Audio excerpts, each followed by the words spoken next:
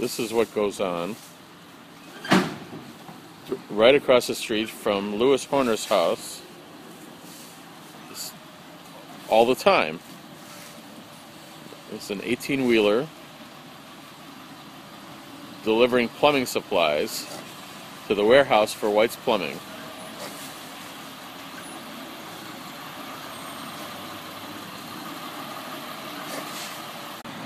This truck endangered the public safety by almost coming very close to the telephone pole. The telephone pole was hit previously.